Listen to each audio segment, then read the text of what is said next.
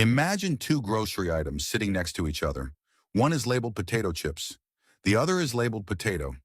Most people's gut reaction treats them almost the same, greasy, starchy, something to feel a little guilty about.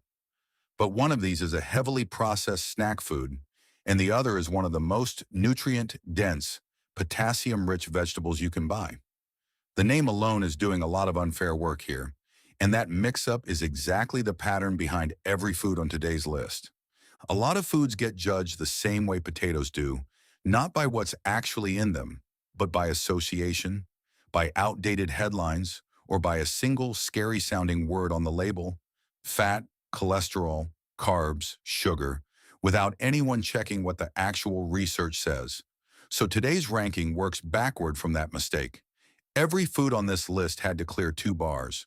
First, real evidence, meaning peer-reviewed research actually supports it as part of a healthy diet, not a wellness trend or a single headline. Second, an honest reputation problem, meaning most people would guess it belongs on a should-avoid list when the science says the opposite, or at least says it's far more nuanced than its reputation suggests. A few of these foods come with real caveats too, and we're not going to skip those, because accuracy matters more than a clean, simple story. Number 10 is popcorn, plain and air-popped. It gets lumped in with movie theater junk food, but strip away the butter and salt, and you're left with a genuine whole grain, one of the few snack foods that's naturally high in fiber for its calorie count. Because it's so light and airy, a satisfying portion size is also relatively low in calories compared to most packaged snacks, which is part of why air-popped popcorn regularly shows up in research on foods that support fullness without excess intake. The catch is entirely in how it's prepared. Drown it in butter, and it's a completely different food than the one the research is actually talking about. Number 9 is the white potato, the food that opened this whole list. Potatoes carry more potassium per serving than a banana, along with vitamin C and a meaningful amount of fiber, especially when you eat the skin. There's also a genuinely interesting twist buried in the science. Cooking potatoes and then letting them cool creates something called resistant starch, a type of starch your body digests more slowly, which blunts the blood sugar spike compared to eating them hot. The reputation problem here almost entirely traces back to how potatoes are usually served: deep fried, loaded with butter, or turned into chips, none of which reflects the plain vegetable itself. Number 8 is full-fat yogurt. For years, low-fat and fat-free dairy were treated as the automatically smarter choice. But a growing body of research hasn't found that full-fat dairy increases heart disease risk the way it was once assumed to, and some studies even link full-fat dairy to a lower risk of type 2 diabetes. Removing the fat from yogurt often means removing satiety too, which is part of why fat-free versions are frequently loaded with added sugar to make up for the lost flavor and texture, quietly turning a health food into a dessert. Number 7 is cheese. It carries a reputation as an indulgence, something to ration in small squares, largely because of its saturated fat content. But cheese is also a fermented food, delivering calcium, protein, and in some varieties live bacterial cultures. And several large observational studies have found no clear link between moderate cheese consumption and increased cardiovascular risk, a finding that genuinely surprised researchers expecting the opposite result. Portion size still matters here. Cheese is calorie-dense, but the blanket guilt around it doesn't hold up nearly as well as its reputation suggests. Number 6 is peanut butter. High fat, high calorie, easy to feel like it belongs in the same category as candy spreads. But the fat in peanut butter is mostly unsaturated, and combined with its protein and fiber content, it's genuinely satiating, meaning it tends to keep people full rather than triggering overeating. Large cohort studies have linked regular peanut and peanut butter consumption with a lower risk of heart disease, not a higher one.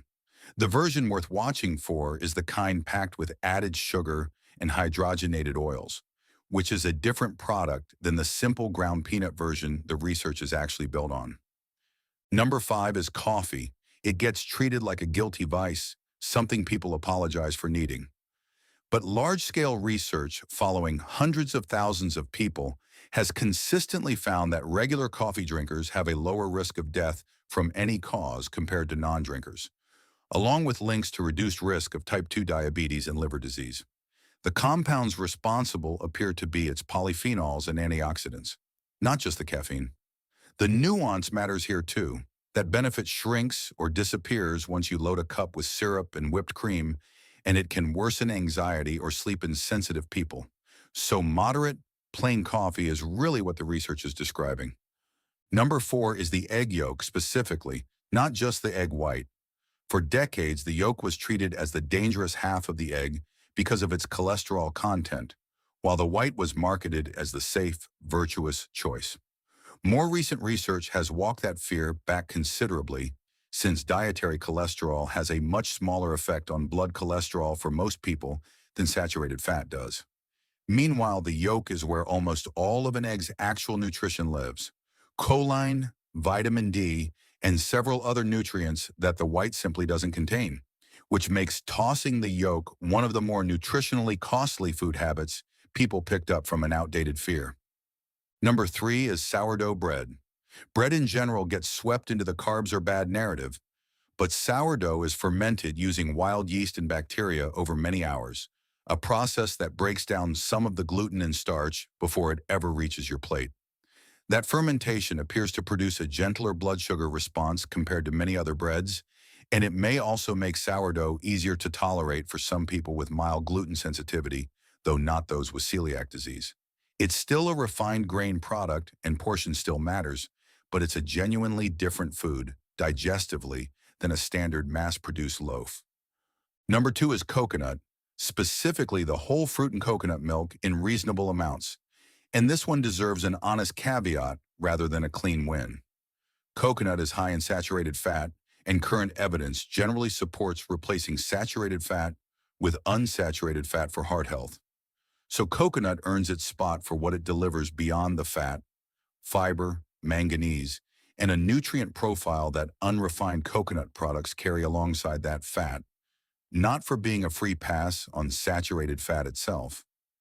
Used occasionally as part of a broader, mostly plant-based diet, coconut isn't the villain it's sometimes painted as, but it's also not the miracle superfood some corners of the internet claim either. And number 1, the food that most clearly proves this entire list's point: dark chocolate.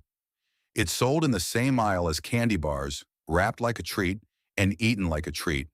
But chocolate that's 70% cacao or higher is rich in flavonols, plant compounds with some of the strongest human trial evidence of any food for supporting healthy blood vessel function and modest reductions in blood pressure.